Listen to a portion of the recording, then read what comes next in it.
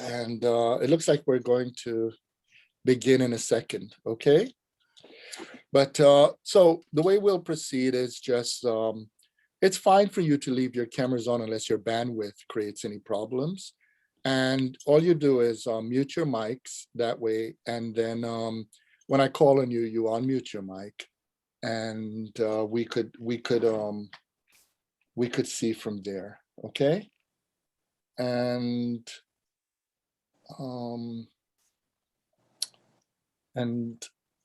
we're going to begin in a few minutes. Well, actually, we're going to begin now. Okay, so 1 second. I just have to get a few things together. And okay.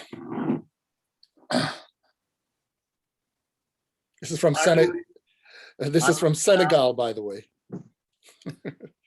Okay, so Adom, you're here. Okay, so first, I'll begin by saying in the ancient language of Meduneta Hotep. I will say also Shalom, Assalamu alaikum, Vatican. I'll also add Sawubona, which is Zulu, which for I see you. And I'll add to that Mulwene, Oza. We can greet each other. And as we know, I'll also add, because I'm in New England, and Winikisuk. Winikisuk is Wampanoag. That was the greeting that was made by the Wampanoag people, as you know, when they greeted the pilgrims who did not reciprocate with kindness. But of course, we don't need to follow the negative example. We can serve a better example by what it means to greet as we welcome so many on this joyous occasion. So we are here to celebrate our laureates. This is the Caribbean Philosophical Association Awards ceremony. The Caribbean Philosophical Awards ceremony begins always with an acknowledgement of our ancestors. And that is because, first of all, it's the right thing to do. It's just right. But the other thing is the significance of the fact that although we didn't plan it originally that way, the very first meeting of this organization began symbolically at the Accra Hotel in Barbados. And of course, Accra points to Ghana. And we stood on those shores, looked to the east, and we acknowledged the ancestors at the Caribbean Sea all the way into the ocean. And so I have something from Senegal here. This is Hebes, and I'll pour it. And I'll just say to our ancestors, because as we know, we are here by virtue of their deeds, good and bad. But at the same time, a commitment to ancestors means also a commitment to descendants for those to come. And if we think of ourselves as a generative organization, then in acknowledging them, we participate in what it means to acknowledge those to come, those whom we will never know, but in many ways, those to whom we offer the best of what we are. So I hold up this, and boy, this is aged. So I will first take a sip of it, because it's to remind us that is to share, and I pour it in the libation cup here, okay? And with that said, we'll begin with a statement from our President, Hanétha Vété-Congolo. Good afternoon, everyone. Thank you, Louis.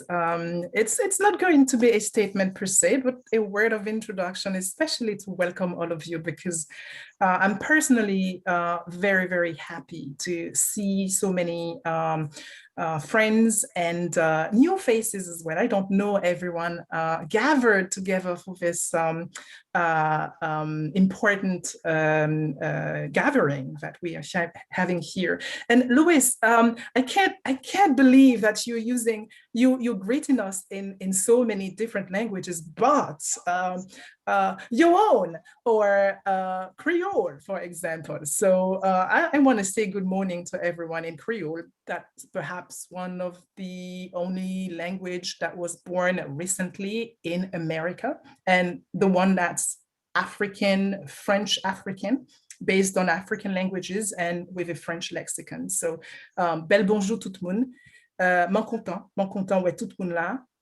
And so we can begin in English. And Louis, after that, you could greet us in patois, right? We want Jamaica to be also in the room, as we are welcoming our friends and brothers and sisters from around the world. So it's my pleasure really to welcome you and celebrate our CPA awardees. And so recently someone, and actually it was Henry Paget, reminded us in a discussion at the CPA Summer School that one of the objectives of the CPA is to bring to the fore important intellectuals and philosophers of the global South that have undergone marginalization and have been excluded from their rightful place among the larger group of intellectuals and philosophers in the world. And actually, Paget was introducing to the audience a very important philosopher from Martinique, whose name is René Ménil. And so the CPA Summer School, directed by Jane Gordon, is another tool the CPA offers to accomplish this endeavor of bringing more equity and truth to the world of ideas. And so the CPA Award Committee aims at the same objective. It awards prizes not so much to create an intellectual elite, but to ensure that the world of ideas is as large and inclusive as it can be, and the voice of those who propose edifying ideas, especially from the South, is acknowledged and part of discussions that concern our collective welfare.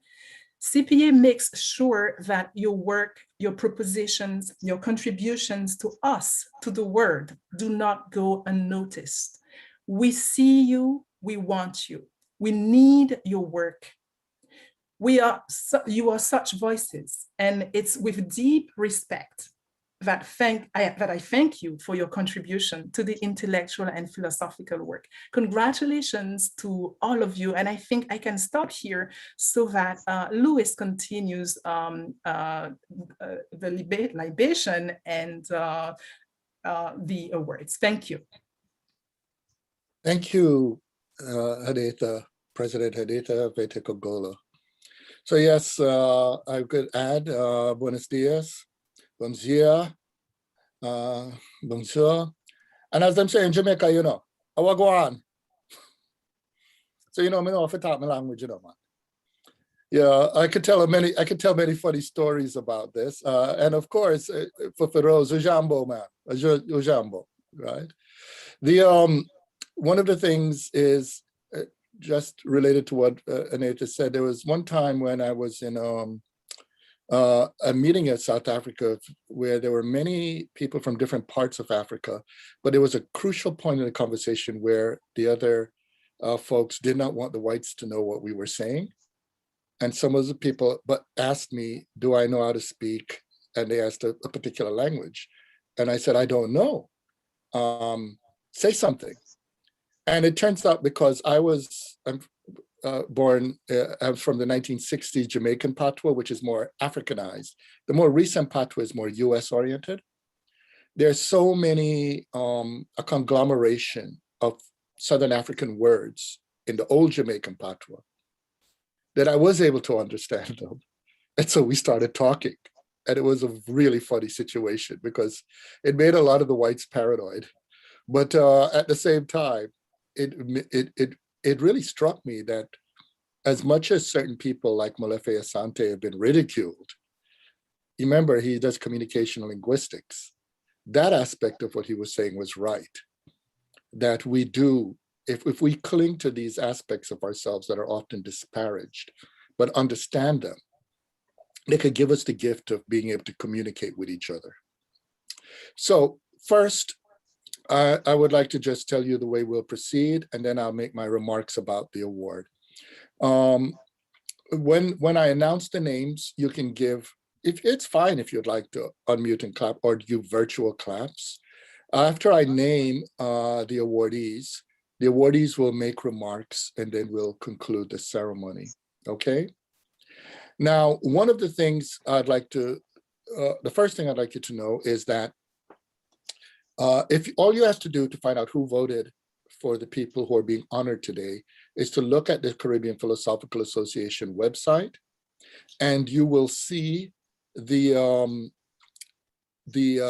list of previous winners, and they are the ones who vote, which means that all of the people we're bringing into our organization today as award winners, they will vote on future winners. So every individual who is celebrated today is an automatic member of the awards committee for the Caribbean Philosophical Association. If you'd like to see the profiles, I just put on the side in chat the links to an article of profiles of the winners who are being celebrated today for 2020 and 2021. Now, that said, I would like to get to talk about what our award means. Because you see, many award ceremonies are basically to say who's the best at this, who's the best at that, etc. But our awards mean something much different. And to understand our awards, you need to reflect on what we mean when we say shifting the geography of reason.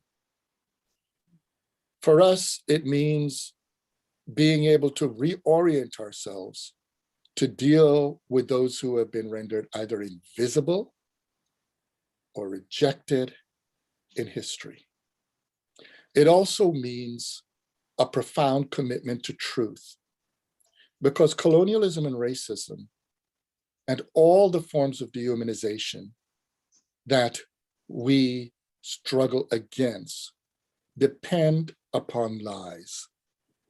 They depend upon trying to get every one of you to believe things that are false. So in the end, although there are people who may disparage us when we say the words liberation, struggle, and freedom, what they miss is that what bolsters that commitment is an ethical fidelity to truth. Additionally, this truth can take profound forms. I have to begin the award ceremonies with reminding people of someone who inspired many of us, and inspired me in particular, around taking on this very privileged, honored task of chairing this committee. And it's a woman by the name of Harriet Bailey. Harriet Bailey was an enslaved woman in the early 19th century who,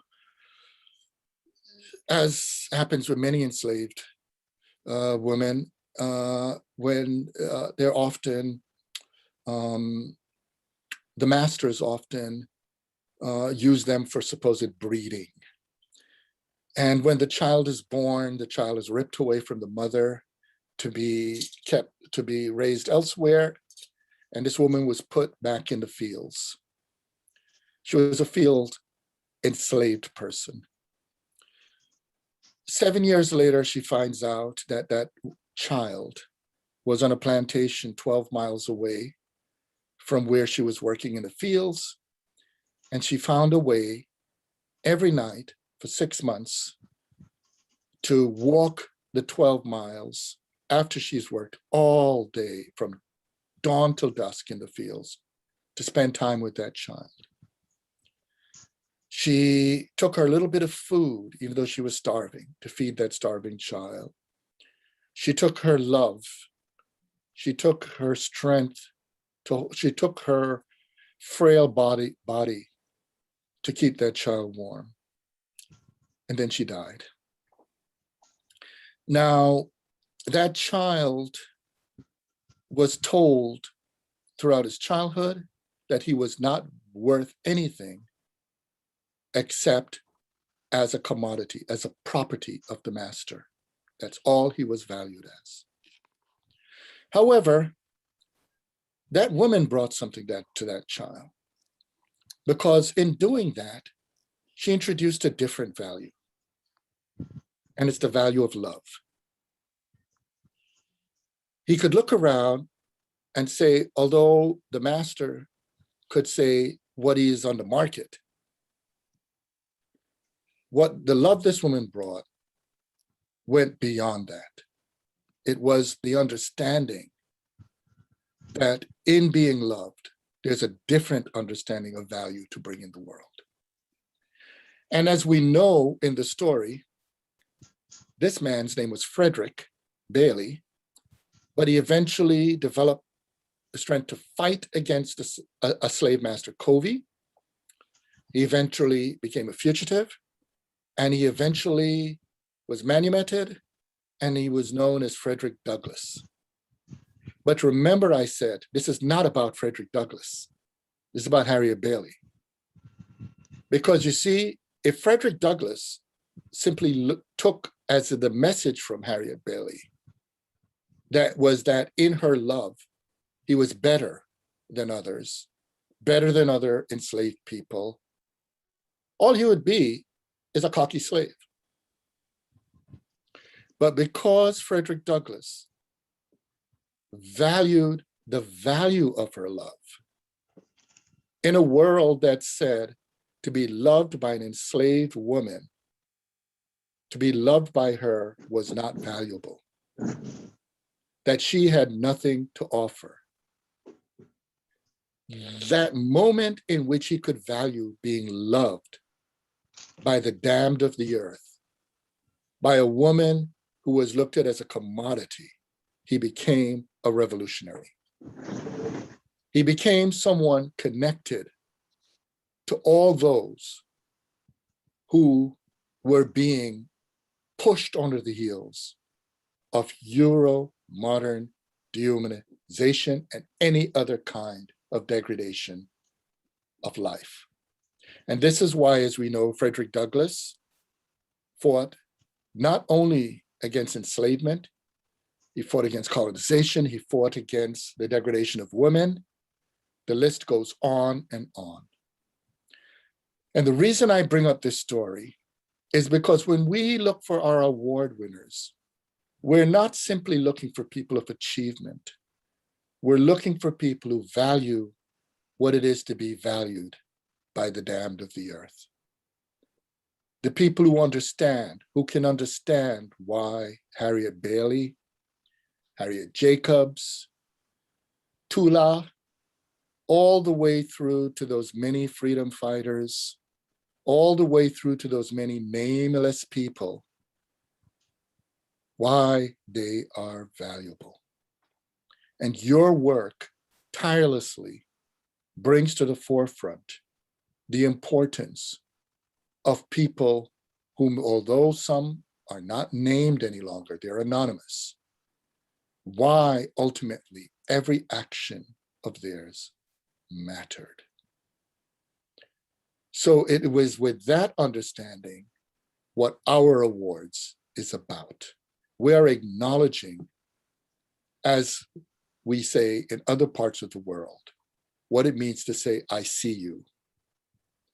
We see you, and in seeing you, we see the love you have brought through your excellence, through your talent, through your commitments, and through your courage for what it means to set a standard and a transformation of what Fanon articulated as every generation having its mission to fulfill or to betray. And we're thanking you for fulfilling instead of betraying such a mission. So it is with that said, I'm going to now name each laureate And as I name the laureate, I'm going to say what is stated on her or his, and if some identify as their award, okay?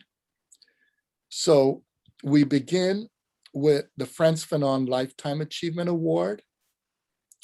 And that one, the awards for the Frantz Fanon Lifetime Achievement Award, the award winners are Hussein Bulhan.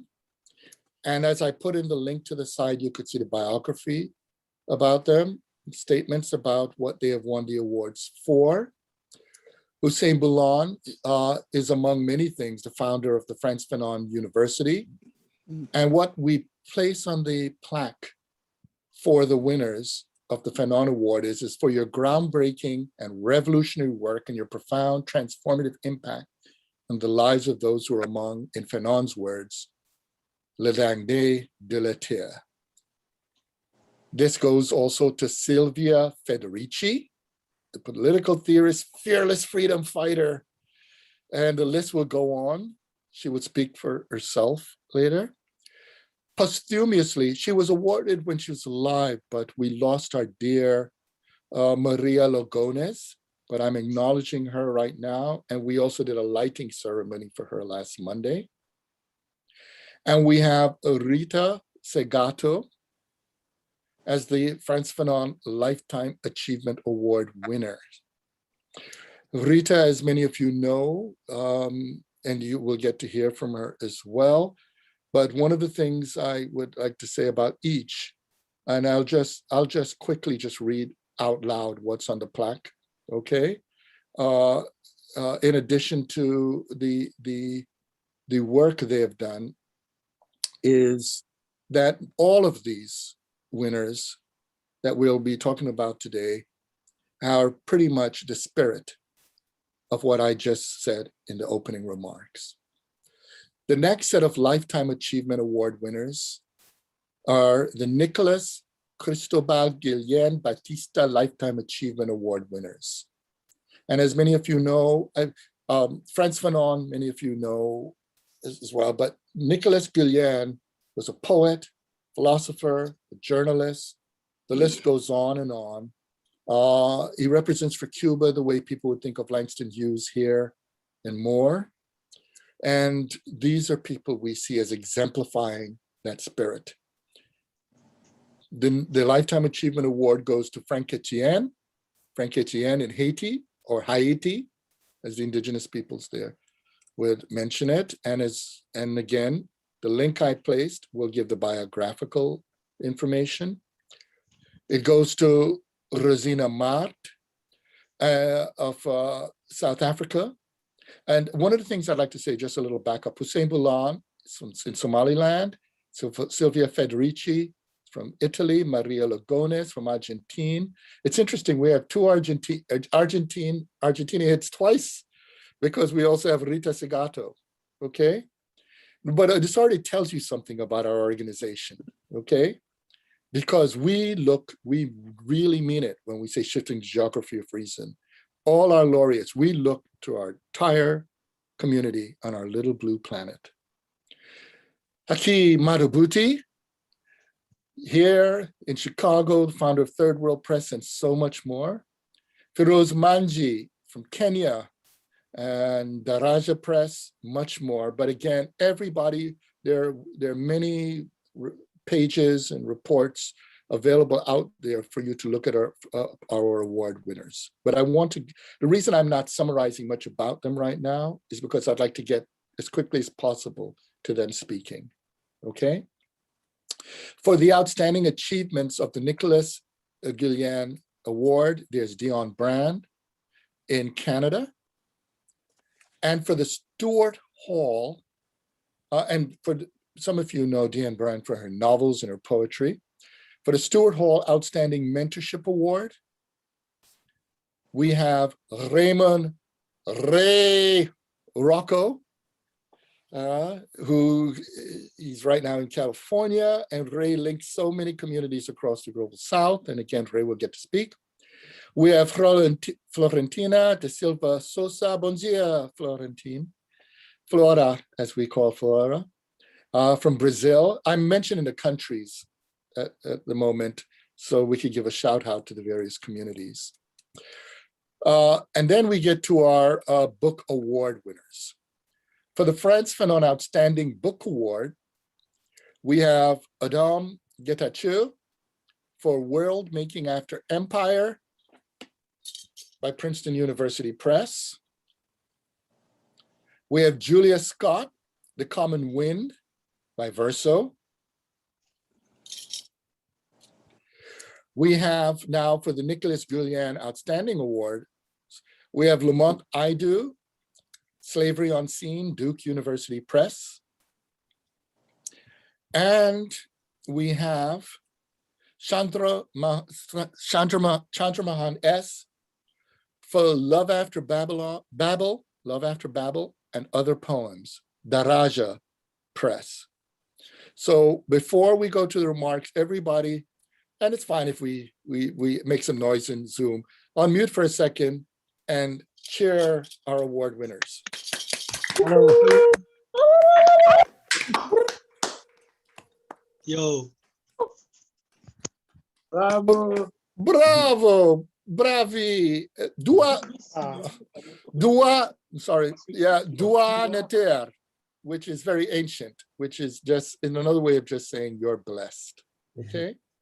So we're going to follow that order, the order in which I announced each winner, for each of them to get to make a remark.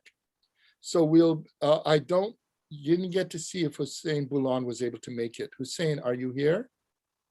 I'm not sure, because there are internet and other issues that may be at play. Okay. Well, briefly, I don't see, okay, briefly what I could say about Hussein is he wrote Frantz Fanon Psychology, on the psychology of oppression. He is a psychologist, he does all kinds of work connected to communications, work around the African continent, but he's also the founder of Frantz Fanon University in Somaliland. And as we know, there are certain moments where there could be power outages, et cetera. He said he would try his best, but one of the reasons I'm trying to move through quickly, because some of you are located in places where the power might go out, and I don't want us to miss you. Well, I don't want us to miss you. So Silvia Federici, the screen is yours. Good. Good morning or good afternoon to you all, and thank you so much to you, Louis Gordon and Annette and the Caribbean Philosophical Association for this award, which is an amazing honor and really humbling award. And I wish I could share with all the people who have inspired my work and made it possible. And I want to mention some, and for instance, Hussein Alidu, Alamin Masroui, with whom we did the Committee for Academic Freedom in Africa, Evergreen, we did a lot of work against the death penalty and imprisonment. And of course, all the feminists, we do my work all these years, you know, for the politics that puts life at the center. And the many infinite, as you said, Louis, nameless people who have inspired my work and kept me going. And, you know, I'm especially honored to be together, to be associated here with María Lugones and with Rita Segato, who have given an amazing contribution, you know, to women's struggle, to social justice struggle. And I've had the fortune to be with them, unfortunately, for too short a time, and we are still mourning the loss of Maria. Also, I'm very honored that this prize is in the name of Frantz Fanon, who has been a major political influence on my thinking. And, you know, quoting his words, it's clear more and more that his political lesson, you know, it's the oxygen that we still need every day, you know, to shape a new humanity. Thank you to you all. Thank you. Thank you, Silvia. Yeah. And Silvia also did mention that she was very active in the work of the Fanon Center in Italy. The time will go on. I encourage all of you who are viewing to look up the histories and the background of many of our award winners. As I said, they're very humble people, but there's so much on each of them. If I had the opportunity, I could write a book. María Lugones, posthumously awarded. I'll briefly say for Maria, we did a ceremony for her last Monday, and Maria is one of the people who have inspired us in the organization. Many of us, she's one of the best ways to honor someone, even though she has the formal honor here. We honor her every day through how many of us use her writings, use her example, and the courage she had of just simply living her life truthfully. She faced a lot of difficulties, the list just goes on in ways in which she has been treated unfairly for her work, but she never once, ever was a bitter person. What I love about her, and I knew her very well, is that she was most elated when she could witness the growth of another human being. In a way, she captures the spirit of what this meeting is about. And that's one of the reasons we have had additional ceremonies for her.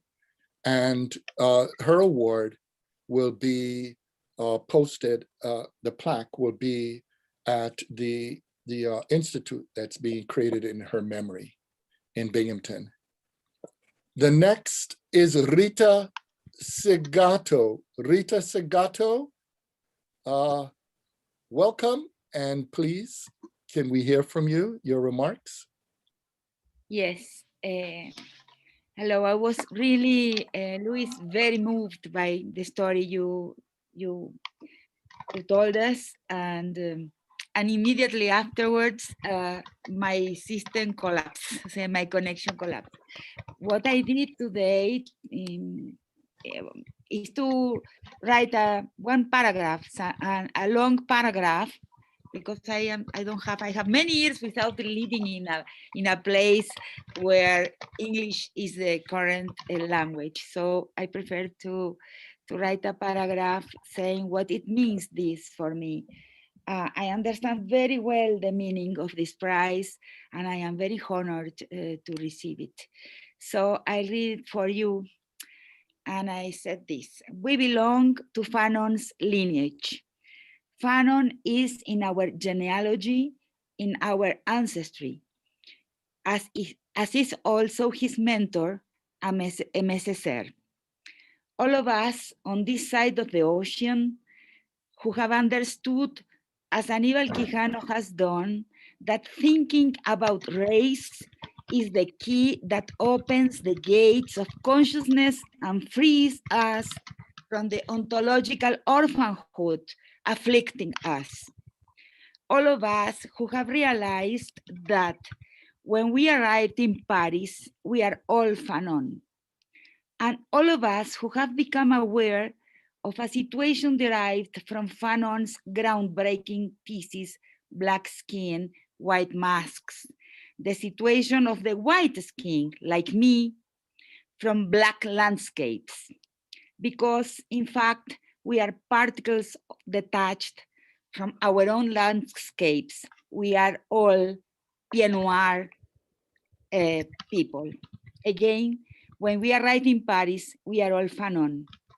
Like the great thinker, although we may look white in our countries, we belong to a colonial landscape, a situation marked by destitution, which is also imprints our bodies. Permanent coloniality and conquest inscribed on our skin, although we may look white, which looks white on this side of the Atlantic, but is not. I'm grateful and intimidated by this prize, the news of which came as a great surprise to me. I never imagined I could be worthy of it, but I will work to be able to consider myself deserving of a place in this precious lineage. So this is what I felt and what I write. Feeling myself a little bit out of place because the appearance of whiteness of my skin, but we are never white on these landscapes. So thank you very much. I'm very honored again. And I am very, very, very happy to be among you. Muchas gracias, Rita. Rita and Silvia, would you like to say something also in your birth language, since this is recorded? That way the communities you could say hello to as well. So, Rita, would you like to say something in español? Sí, claro, una gran felicidad, una gran honra, ¿no? Inclusive está mi hija aquí escuchando y eso, cuando hablaste, Lewis, sobre la madre esclava, me conmovió profundamente. Muchas gracias. Silvia, would you like to say anything in Italian?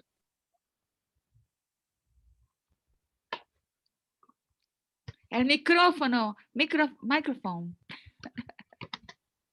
Sì, che è un grande onore per me ricevere questo riconoscimento. Come Rita ha detto, anch'io non mi aspettavo assolutamente questo tipo di premio. È chiaro che in questo momento, no, il nome di Frantz Fanon, la lotta che Frantz Fanon ha rappresentato, a cui ha dato voce, sono per noi estremamente necessarie, sono quelle che ci ispirano di nuovo continuamente, no, a lottare, perché come abbiamo visto in questi periodi, soprattutto negli Stati Uniti, in Palestina, no, la lotta anticoloniale è più necessaria che mai. E grazie di nuovo per questo riconoscimento. Grazie. For the audience, the Caribbean Philosophical Association is a multilingual organization. We see part of shifting the geography of reason is to encourage people, even when it's difficult, to try to communicate also across the languages and also to express themselves in their native tongue. We come now to the Guillén winners. Frankétienne, est-ce que vous êtes ici? I'm not sure, because I heard from Frankétienne that there might be power outage in Haiti. Frankétienne is in Haiti right now. Okay, so it may be the power didn't come on. For those of you who would like to know about Frankétienne, you can see the link with our discussions about him. Frankétienne is not only a poet, a writer, a visual artist. He's a theorist. The list is manifold, okay? But he did, upon receiving the award, express his gratitude. And I would like for those, especially in Haiti, to know that he sent a hearty merci beaucoup. But Hanétha, perhaps you would like to say something briefly, since you were also in correspondence with Frankétienne? Perhaps in Creole too. Of course, Louis, and then perhaps I could read the word he sent, the word of thanks in French, and possibly kind of summarize in English what he says. And I can, of course, say a few words in Creole as well. So in French, first, what he did send as a thank you note is « Par-delà la distance et le temps, je vous envoie un immense merci d'avoir pensé à honorer mon travail qui, quelque part, m'a permis de flairer les imperceptibles battements du divin. Merci pour le regard, merci pour le geste, merci pour la parole et la musique du silence. Well, I think it's... I'm sure it's clear to all here that he's thanking the award committee and CPA for having considered his work and propositions, which he calls that a gesture. Thank you for the gesture. So what can I say in Creole? M'en content tout bonnement, Frankétienne, trappé prix Tala. C'est un prix qui pour talent, qui est important, qui a montré sa Frankétienne qu'a fait la Caraïbe, à sous mode pensée la Caraïbe et à sous travail en disant l'art la Caraïbe. Okay. Thank you. Merci beaucoup, Hanétha. And now we go to Rozena Maart in South Africa. Rozena, the screen is yours. And Rozena, I wasn't sure if she was here earlier for power outage. Yes, I'm Okay. here. Yeah, thank you. Yes, I would like to just thank everybody at the CPA for all the years of having a home. As a child of forced removal, I think we, certainly in my case, and I know with lots of friends, we seek out homes sometimes and we also build homes. So I was delighted to receive such an honor, especially from people whose work, thoughts and ideas and some friendships that I value so much. I also wanted to just add that I found it very interesting. I think Juan, my husband, is also online in another room, and he told his father he was very happy, and it was very interesting that my father-in-law was one of very few people who actually knew who Nicolás Guillén was. So I had to explain to some folks in South Africa and in Colombia, I think with the younger generation, but my father-in-law Ignacio immediately knew. What made it even more interesting was when I shared it with one of my relatives, and she's quite a lot older. A lot of the women in our family live quite long, and some of my cousins say they live long out of spite for no other reason. But anyway, she was very good in pointing out that Nicolás Guillén's birthday was a day before my father's, which is July. My father's birthday was July 11th, and Nicolás is July 10th. And my father died on July 17th, 1988, and Nicolás died on July 16th.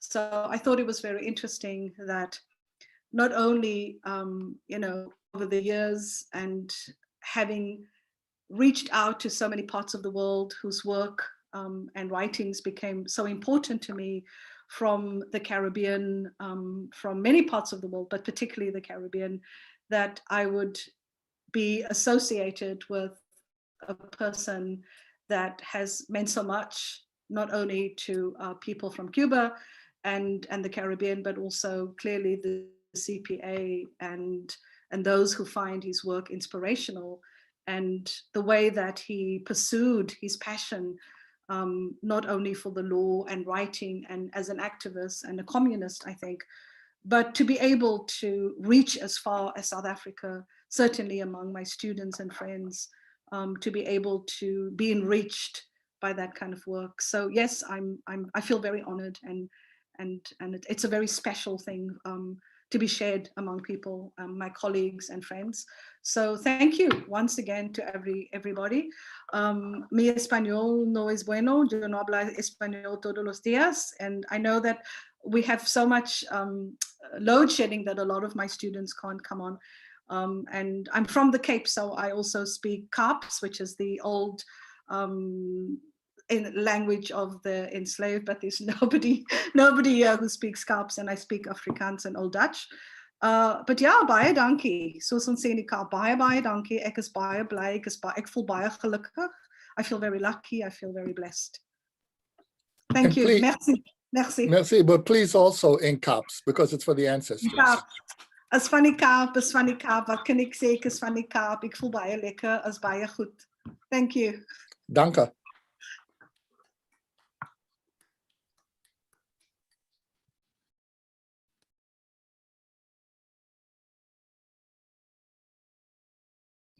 Haki, now we go to Haki. Sorry, I didn't realize my mic was off. Now we go to Haki Madhubuti. Haki, the screen is yours. Well, thank you very much. As the other laureates, I'm, very honored, and to be in the name of Nicolás Guillén, whom inspired all of us, but most certainly me, he as a poet and as a poet of liberation. I was able to visit Cuba about 2 years ago, and able to walk into the footsteps that he walked also. I'm here primarily because of Gwendolyn Brooks, who was my cultural mother, and a person who put her hands on my shoulder and told me to slow down about 40 years ago. And Dudley Randall, who was my first publisher out of Broadside Press, who's a major, major poet of our generation. And Howard W. Fuller, who's the managing editor of Negro Digest Black World magazine, and a primary thinker of our movement, most certainly coming out of the Black arts movement. And it's important for me to also mention my wife of over 50 years, Dr. Carol D. Lee, who was the co-founder of we have 3 schools here in Chicago. And these people, as well as many others, allowed me to grow and develop. And also might add, most certainly toward the end of, I discovered many years ago, Charles W. Mills, who was one of the co-founders of the Caribbean Philosophical Society. And I've used his book in my classes when I taught. I taught for 42 years. I'm retired now. But this means a great deal to me because as many of you, I've had the opportunity to travel much of the world, and not only Africa and the Caribbean, but also other continents too. And this acknowledgement goes a long way, especially at my age. I know no one mentioned their age, but I'm 79, knocking the hell out of 80, all right? And Third World Press will be 54 years old in September. And we are in a new development with the press, new leadership and everything. And you'll see that if you go to Third World Press Foundation.org. I'm going to end my brief comments with a poem. I'm a poet, and all too often, poets in other spheres are forgotten. They don't think that we think, and we do. That's all we do is think and write and try to build things. And so I really respect you all. And of course, I'm a part of it now, the Caribbean Philosophical Association. You're building something. This is so important to me. We built here in Chicago. We're one of the largest independent Black publishing companies in the world. We own a half a block here in Chicago. We got 3 schools. We have 3 schools, preschool and 2 K-8 schools, and servicing over 600 families a day in an African-centered education. And for over 42 years, I taught in the academy. But for us, for me, our children, it doesn't matter what race, what color, what culture the children come from, because they're all our children. And children are influenced, obviously, as you know, by their parents. But I just want to say again, thank you. And to make sure that you understand that I'm here as a part of the Caribbean Philosophical Association now to be a worker, all right? And if you want a place to meet in the States, you can come to Chicago. All right? We can work that out. So I'm gonna end with this poem.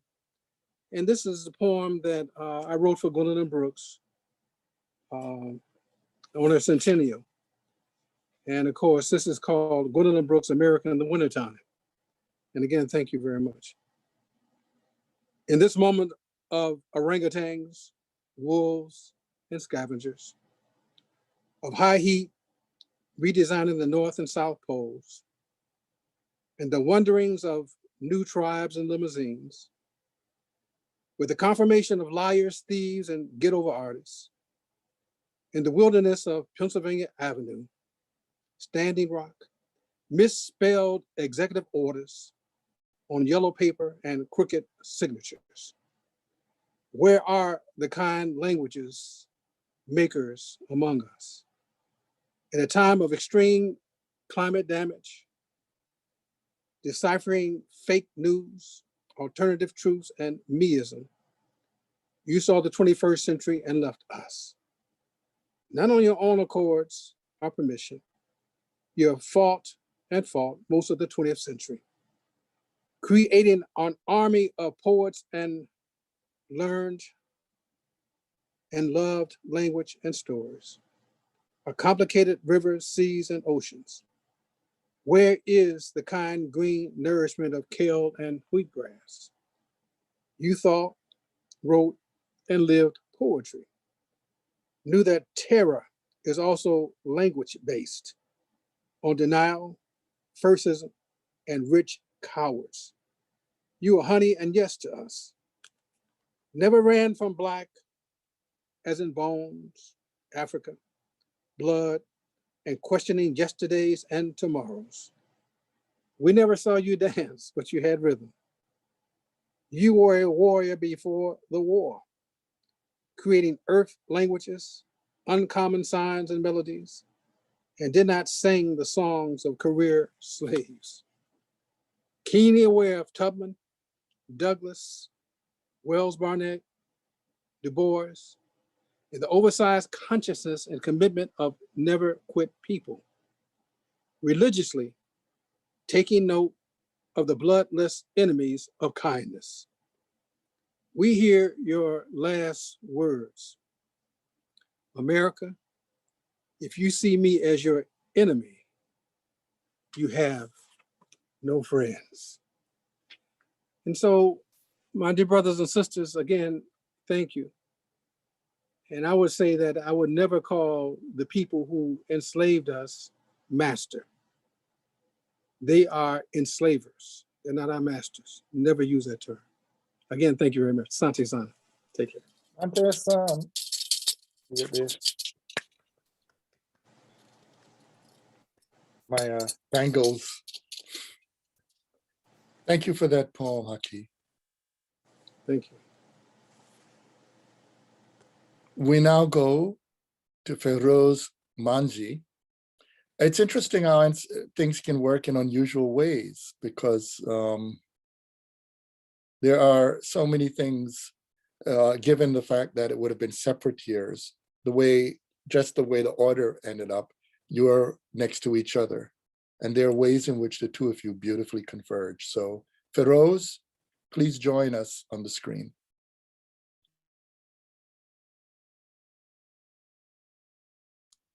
Thank you, Louis, and thank you, everyone. Shifting the geography of reason. What an extraordinary, what a wonderful expression. And that's indeed been the driving force of my work over many decades. I was never able to express it in such a succinct phrase. But it was that which gave rise to the foundation of my own work, including with Pambazuka and Daraja Press. I mean, I don't think there's a continent about which so much has been written by outsiders as the African continent. In so-called independent Africa, the voices of those who were engaged in emancipatory struggles, the voices of those struggling against the persistence of colonialism in its neo-colonial form, the voices, the courage and audacity of militants who sought to imagine, invent, and even create tomorrow's world today were just largely ignored.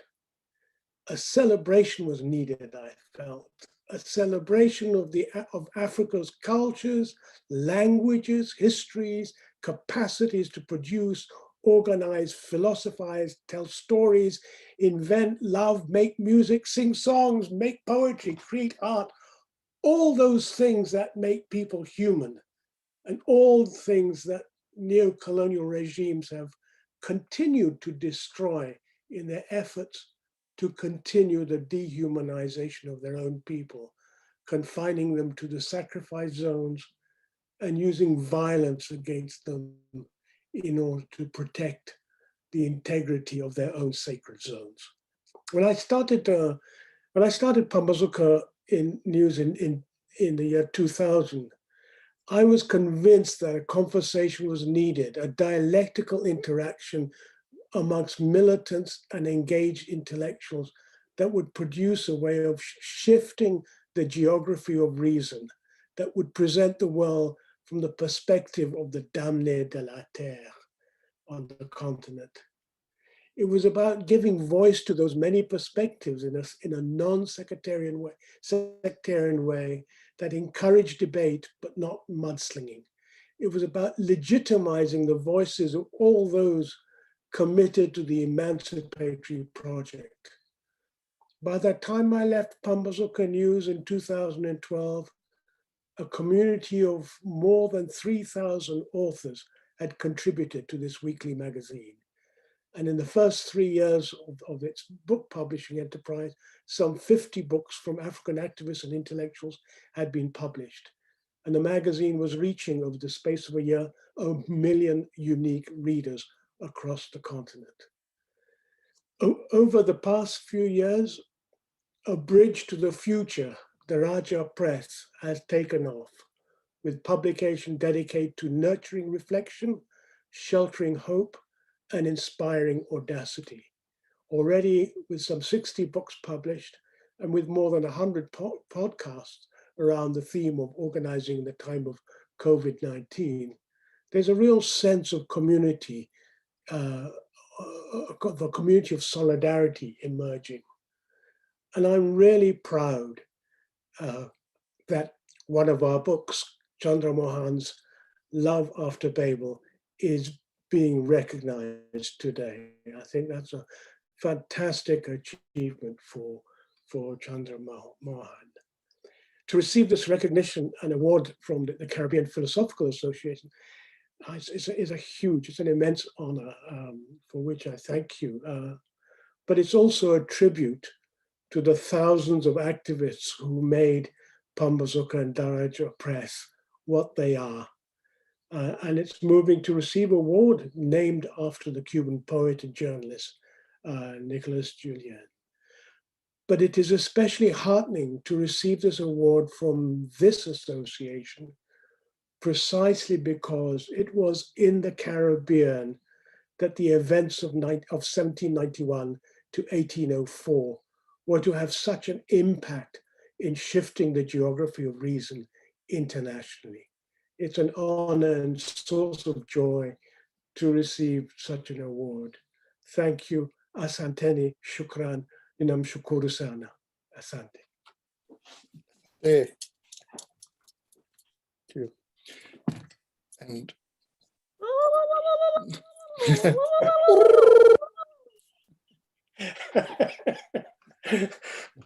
yeah, I'm so sorry for those who cannot do the. My big tongue can do it forever. But we come now to the Stuart Hall Outstanding Mentorship Award. And this award, just to let you know, the laureates vote to affirm it, but these are awards that come animated from students, from the people who have been mentored by the recipient. So the first Stuart Hall Outstanding Mentorship Award winner is Raymond Rocco.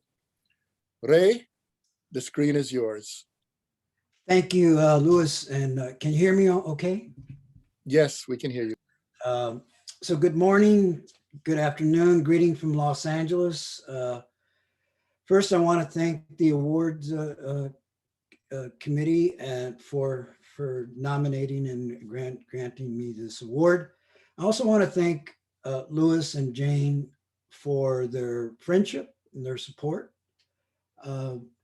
And for their leadership in helping establish what's a very unique space for progressive critical scholarship on race and beyond.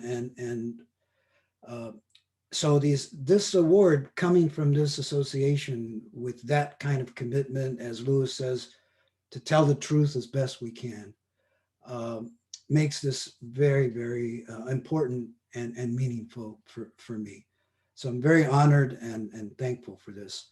I want to say a little bit, as briefly as I can, about what I think is the basis of this award. And as I assumed, it came from students that I've worked with. But for the collective here, just a brief word about what I think was the basis of the award. And that was my participation in it was essentially a collective project at UCLA that spanned several years. In 2004, my good friend and colleague, Mark Sawyer, who passed away a few years ago, launched an initiative to create a race and politics subfield in the Department of Political Science that didn't simply replicate the narrow focus on race in American voting behavior and politics. And that was a result of Mark's interest and really groundbreaking work on race in Brazil and in Cuba in particular. My work with Afro-Colombianos in Buenaventura, Colombia, with in Costa Rica on the Pacific Coast, with community-based groups there, and with Afro-Boricua community organizations over the years.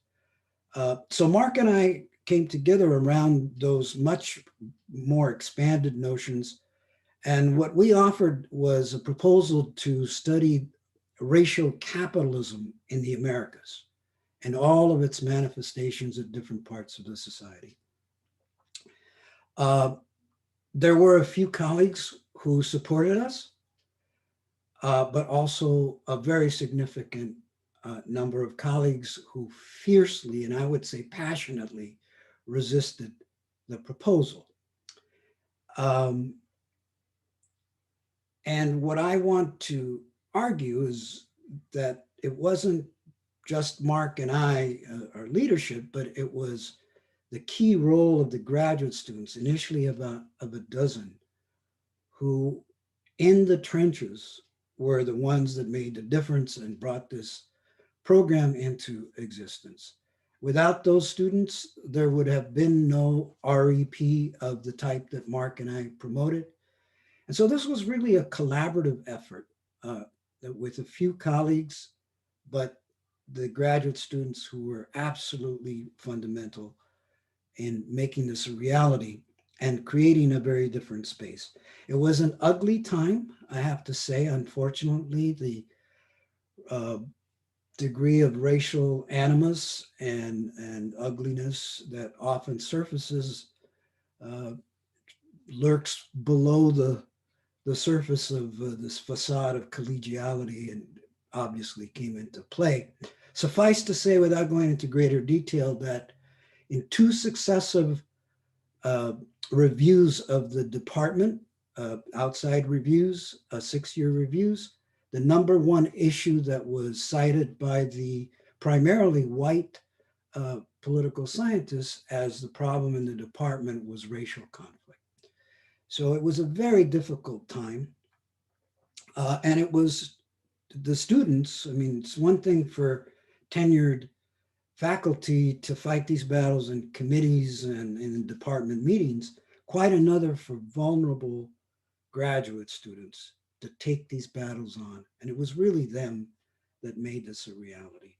And I'm so proud of many of them that are now professors and pursuing the battle and in other ways. So I want to accept, and I'm happy to accept the award on behalf of all of those folks who were part of this collective effort to create this. And without them, without what they helped create, there would have been no mentorship that I think is being recognized here. So I think of this as an award that recognizes the collective effort of all of us to create that unique space at UCLA. I think the connection with the Caribbean Philosophical Association came as a result of our having the good fortune of Jane accepting an invitation to come to speak at UCLA, where she engaged many of those students, and in fact, I think continues to have connections with some of them in her own department, but throughout. And I think it was then in that set of conversations that we had collectively that Jane recognized that the goals of our project there at UCLA and those of the CPA were closely aligned. And that was that both were sought to expand the scholarly spaces and venues that were devoted to an emancipatory vision that we all shared. And I think that's what connects us still to the association. And I'm very proud to have been embraced by Louis and Jane and the association, and to have this collective recognition of what we tried to achieve, and that lasted for about a decade. So thank you again so much for recognizing this, and felicidades a todos. Yeah.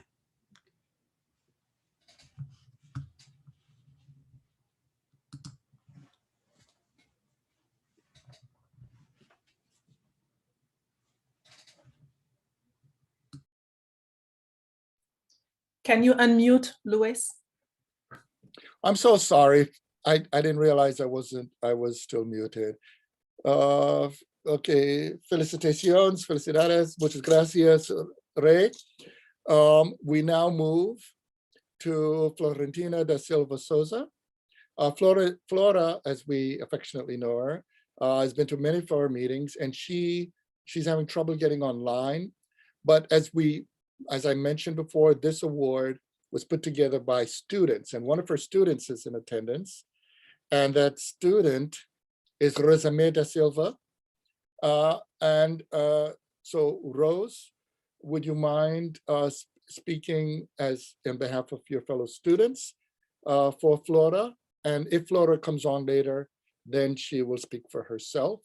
And Rose, you could say it first in English and say something briefly in Brazilian Portuguese. I always have to stress that. A lot of people don't know some of the nuances, but Brazilian Portuguese is it's a very Africanized Portuguese. So Rose, can you join us? Yes. Hi, everyone. It's a pleasure for me to be here. So sorry that Flora is having problems with connection. And I didn't know that Louis was calling me to speak, so I'm kind of a little bit nervous. But anyway, I would say that I was Florentina's former student. And I would say about her work. So her work is like brilliant. So she's a professor at Federal University in Bahia, Brazil. And she works in human sciences, special literature, and also works with trajectories of Black intellectuals. And so her work is amazing. And as she said, she is very happy because she received the award. And as she said, the award is not an individual award, but is also a collective one. So I'm gonna speak a little bit in Portuguese now, and just to mark here that Florentina is very, very happy about the prize. Muito obrigada a todos vocês. É um prazer estar aqui. Infelizmente, a professora Florentina está tendo problemas com a conexão da internet. Eu não sabia que eu seria chamada para falar no lugar dela, então, portanto, um pouco nervosa, mas dizer que o trabalho da professora Florentina na Universidade Federal da Bahia, em Brasil, é simplesmente excelente. Enfim, ela realmente merece o prêmio, E como ela costuma dizer, não é um prêmio apenas para uma pessoa, para uma professora, mas o prêmio para um prêmio que significa uma coletividade. And thank you very much for the Caribbean Association, Philosophical Association, especially Louis and Jane. So that's all. Thank you. Muito obrigado. De nada. And so, and now we go to the book awards. The two Frantz Fanon Book Awards winners, one was here, but something unfortunately led to a conflict where she had to sign off, and the other had sent his ahead. So I'll read from both, okay? So the first is from Adom, Adom Getachew, and she writes, I just want to thank the Caribbean Philosophical Association for this award. The CPA was the first conference I attended as a graduate student, and reading Frantz Fanon as an undergraduate changed my life. This award will always hold a special place in my heart. Naleo in Amharic, which is basically thank you. And then from Julius Scott, we have, for the common wins, greetings. I'm extremely honored to have received the 2020 Frantz Fanon Outstanding Book Award from the Caribbean Philosophical Association for the Common Wind.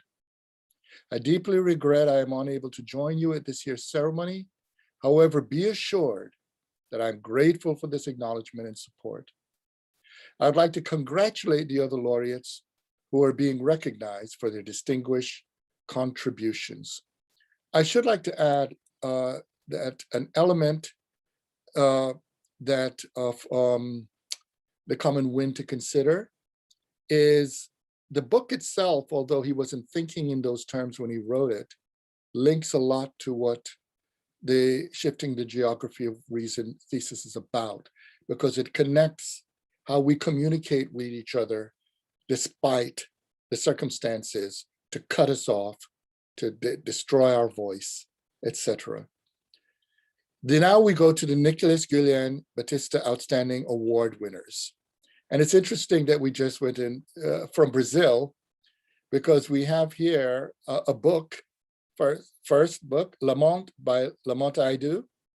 It's entitled Slavery Unseen, from Duke University Press, which examines the complexity and the questions of the intersections of race, sexuality, gender, etc., in the Brazilian context. And there's much more.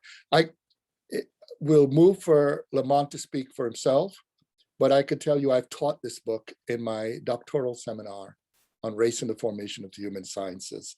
So without further ado, Lamonte, the screen is yours.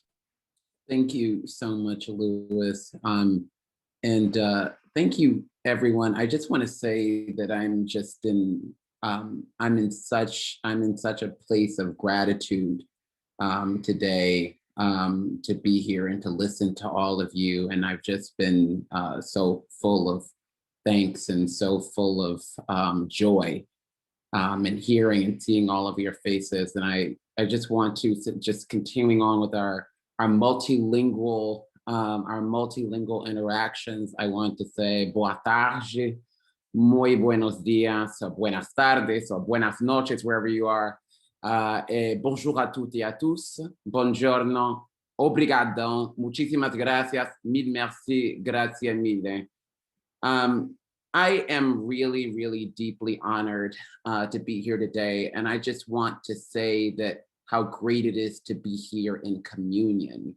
And I want to use that word intentionally, in communion with each and every one of you, in conversation and in solidarity with all of you who have made the work that I do possible. I just want to, since no one has done it, I know that it took a lot of work to do this, but I just want to show this beautiful plaque that the Caribbean Philosophical Association sent, and I'm just so grateful for it. And this is just so beautiful here. But I just wanted to say thank you especially to each and every one of you. And I'm grateful to receive this honor, and for all of you who have helped to build and sustain this association. Your labors and efforts have made this recognition of scholarship, my recognition, my scholarship and your scholarship that centers the lives, lived pains, sufferings, and triumphs of our ancestors. And I want to thank you, Louis. I want to thank you, Hanétha. I want to thank you, Jane, and all of the members of the committee, the Selection Awards Committee, that inducted me into this esteemed cohort of writers, scholars, and activists. And to all of you every day whose efforts, who through your work, through your efforts, your labors, that go seen and unseen, recognized and unrecognized. You go about creating new tools and visions and new futures for all of us, and letting us know that we can continue to break paths and create new ones. And I just want to remind each and every one of us that our power is in our collective strivings. And I just want to say how grateful and how humbled I am to be here today, and to thank you so much for all of the work that you do, and for continue to empower each and every one of us through your works, through your work in the academy, through your work in the field, through your political work, through your activism. And may we all continue to write and inspire. Well done. Congratulations. And now we come to last but not least, Chandra Mahan S. Chandra Mahan, the screen is yours. Thank you so much. Thank you so much. So I thank the CPA as a very emotional moment for me. I was very surprised to receive the prize. I thank Sande who introduced me to the CPA, all of you. I thank Firoze Manji and his Radical Publishing House, the Raja Press, for having the courage to publish my work. I thank you from the bottom of my heart. And CPA Louis Gordon, who introduced me to one of the greatest philosophers alive here. I feel a tremendous sense of responsibility to extend our thought process that incorporates the other. Also, I believe that I aspire to bring in anti-caste scholarship to the epistemology of the CPA, that the CPA that embodies a global South. I'm deeply honored that I'm joining a fraternity of poets and scholars that include Dionne Brand and Kamau Brathwaite, all major names. So I have to thank all of you from the bottom of my heart. So I believe that this is like a beginning of my learning curve. There's a tremendous opportunity to for me to get inspired from the kind of scholarship that you people have, and how a third world country like India and the anti-caste scholars who come from oppressed minorities learn from the kind of scholarship, poetry, literature that you all produce. I'm deeply honored. I thank each one of you from the bottom of my heart. Thank you so much. Thank you, Chandra Mahan. And as many of you know, as you see, as we've been speaking, we connect in the Caribbean. It's a confluence of people from all over the globe. And many of us, what's often overlooked, as Paget Henry reminds us, is the importance not only of the Indo-Caribbean, but also the complexity of the struggles that we deal with, especially for people who are structured outside of the Varnas. The Portuguese use the word caste, but it's far more that's going on. And one of the ways, and we don't want to forget any of our people globally, including the question of the treatment of Dalits in South Asia. And so as we bring together this point that was said about Harriet Bailey, pertains to our effort as well as bringing voice to those on whom a muzzle was forced over the past ages. We're coming now to the conclusion of our ceremony, but Rose, was Flora able to log on? I can't tell. Hey, Louis. Yes, was Flora able to log on? Not yet. Okay. Well, what I will say for now is I'd like to say two closing remarks. The first one is connected to why we have the Mentorship Awards, because the You know, one of the unfortunate inheritances of colonial mentalities is the failure to understand that humanity has to do more than one thing. And one of the quintessential aspects of we know throughout the global South, and especially, you know, from Jamaica, where I'm from, you're not a proper Jamaican if you don't have 10 jobs. So we're always multitasking. But for us, that's just the way of life. If you think of Fanon, you know, Fanon, when he was being a psychiatrist, he was also being a revolutionary, he's being a poet, he's being a playwright, he's dancing, he's cooking. And when you think of Guillén, it's a similar thing. It goes on. But pretty much every member of this organization understands that you have to be multifaceted, because the struggle is not against one element. We're dealing with multiple elements. We had a discussion this week about hydras, many heads, many things. But I'd also like to bring up Haki's point. When Haki mentioned about the enslavers want us to say masters. We know this. And as we know, Audre Lorde from the Virgin Islands, from St. Thomas, Audre Lorde is very famous for saying the master's tools don't trade on a master's house.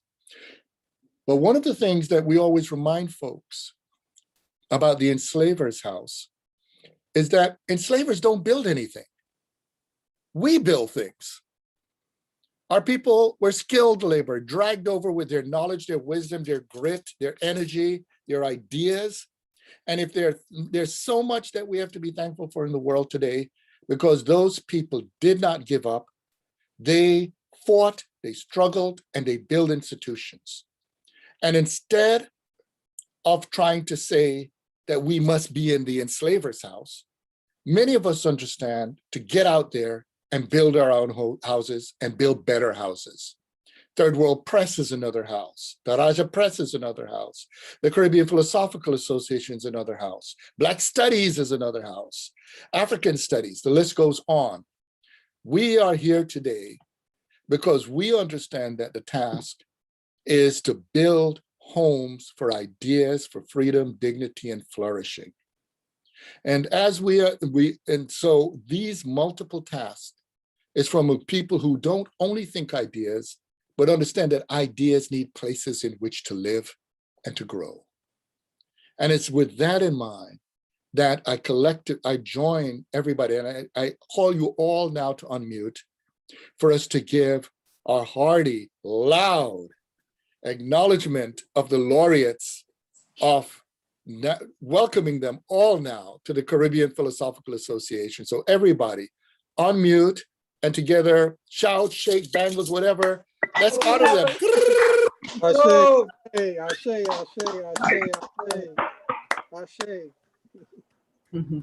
Yes. Okay. Ashe, do a netter. Yes. Ashe, do a netter. All of the joy. We are so fortunate, all of us. Thank you for your work. Thanks to you. Thank you. Thank you. Thank you. Thank you. Okay. Thank you. Thank you. Thank you. Thank you, everybody. Thank you. Thank you so much.